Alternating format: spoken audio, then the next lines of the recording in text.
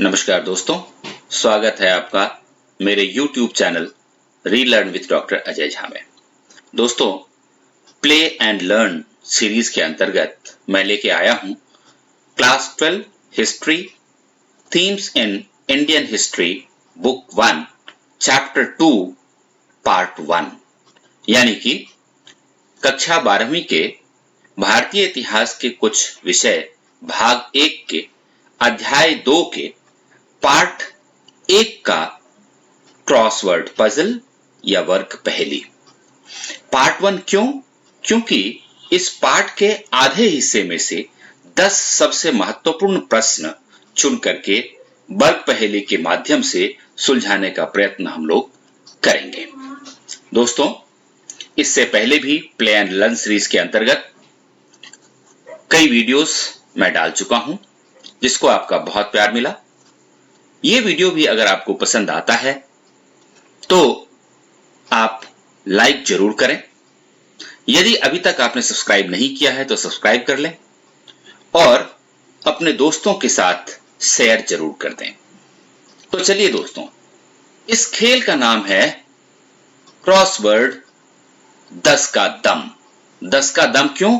क्योंकि जैसा मैंने आपको बताया 10 सबसे महत्वपूर्ण प्रश्न लेकर आया हूं मैं यहां। तो तैयार हो जाइए अपने पेन और पेपर के साथ।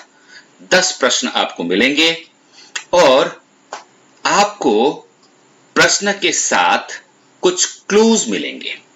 उस क्लू की मदद से और प्रश्न के साथ जोड़ करके आपको उन वर्ड्स को आइडेंटिफाई करना है और लिखना है। जब आपके उत्तर पूरे हो जाएं तो इसके लास्ट पेज पर जाइए और वहां से सही उत्तर के साथ अपने उत्तर का मिलान कीजिए।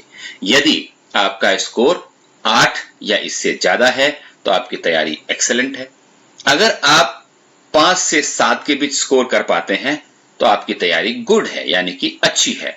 और यदि आप 4 या उससे कम स्कोर कर पाते हैं तो आपको हार्डवर्क करने की जरूरत है। अगर आपकी तैयारी नहीं है तो घबराने की कोई बात ही नहीं है, क्योंकि तैयारी के लिए ही तो हम ये वीडियो लाते हैं आपके लिए। तो चलिए दोस्तों, शुरू करते हैं। अध्याय 2 राजा, किसान और नगर, आरंभिक राज्य और अर्थव्यवस्थाएं, लगभग 600 ईसा पूर्व से 600 ईस्वी तक। पहला सवाल, name the study of inscriptions, यानी कि अभिलेखों का अध्ययन क्या कहलाता है। और ये रहा आपके सामने अंग्रेजी और हिंदी में क्लू। इसकी मदद से आप ये पता करने की कोशिश करें कि अभिलेखों के अध्ययन को क्या कहते हैं। अगला सवाल, द लैंड वेयर ए जना सेट्स इट्स फुट और सेटल्स, ऐसा भूखंड जहां कोई जन पैर रखता है अथवा बस जाता है, उसे क्या कहते हैं। और आपका ये रहा क्लू। इसकी मदद से उत्तर ढूंढिए और सही उत्तर लिखिए। प्रश्न संख्या 3, इन दी 4th century BC the capital of Magadh was shifted here, यानी कि 4वीं शताब्दी ईसा पूर्व में इसे मगध का राजधानी बनाया गया था। तो आपको यह पता करना है कि वह कौन सा शहर है जहां मगध की राजधानी 4वीं शताब्दी ईसा पूर्व में शिफ्ट की गई थी, क्योंकि इससे पहले किसी और शहर में इसकी राजधानी थी।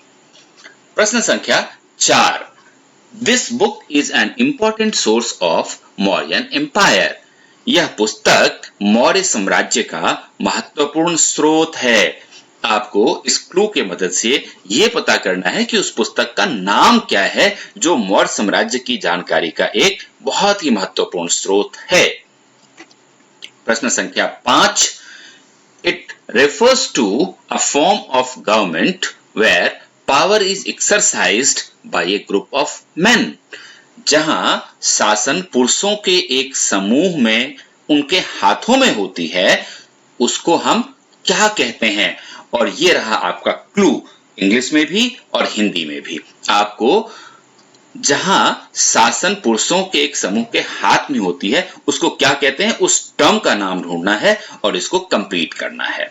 चलिए बढ़ते हैं अपने अगले सवाल पर।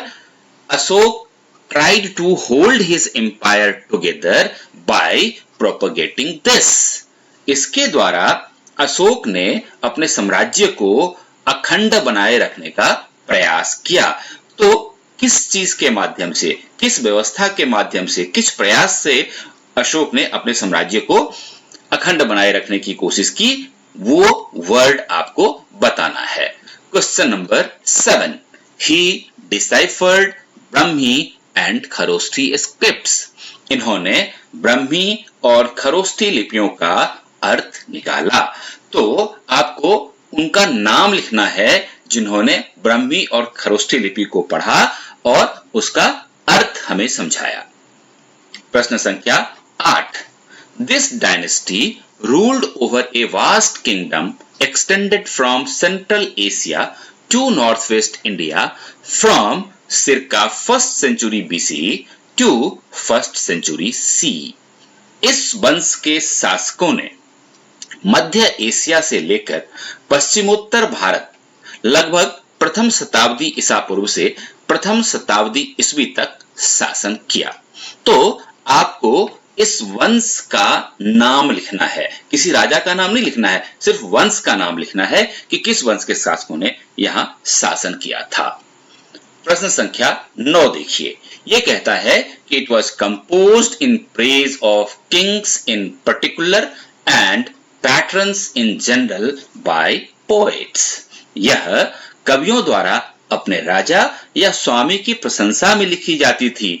तो अपने राजा या स्वामी की प्रशंसा में कवि क्या लिखते थे ये आपको बताना है और आपके पास क्लू भी सामने है। प्रश्न संख्या 10 जो कि अंतिम प्रश्न है, ही कंपोज्ड प्रयाग प्रशस्ति इन संस्कृत। इन्होंने प्रयाग प्रशस्ति की रचना संस्कृत भाषा में की थी।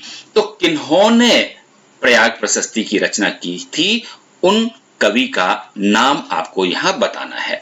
यहां एक बहुत ही महत्वपूर्ण बात मैं आपको बताऊं कि यदि आप एक प्रश्न तैयार करते हैं तो उससे 3 प्रश्न आपके तैयार हो जाते हैं। जैसे एक सवाल तो यही है कि किसने प्रयाग प्रशस्ति की रचना की, तो उसका नाम लिखना है। उसी से दूसरा प्रश्न बन जाता है कि प्रयाग प्रशस्ति की रचना किस भाषा में की गई थी, और तीसरा प्रश्न यह बनता है कि संस्कृत भाषा में जिन कवि का नाम आपको बताना है उन्होंने किस प्रशस्ति की रचना की थी। तो इस तरह से जब आप पढ़ते हैं तो कम कोशिश में आपकी अच्छी तैयारी होती है। आगे बढ़ते हैं दोस्तों, ये है आपके उत्तर। अपने उत्तर को आप यहां से मिला सकते हैं और मैं आपको विश्वास दिलाता हूं इस प्ले एंड लर्न का सिलसिला चलता रहेगा। अपने अगले वीडियो में मैं लेकर के आऊंगा इससे आगे के सवाल किसी अन्य रूप में। तब तक देखते रहिए वीडियो, सीखते रहिए, खेलते रहिए, खुश रहिए। धन्यवाद।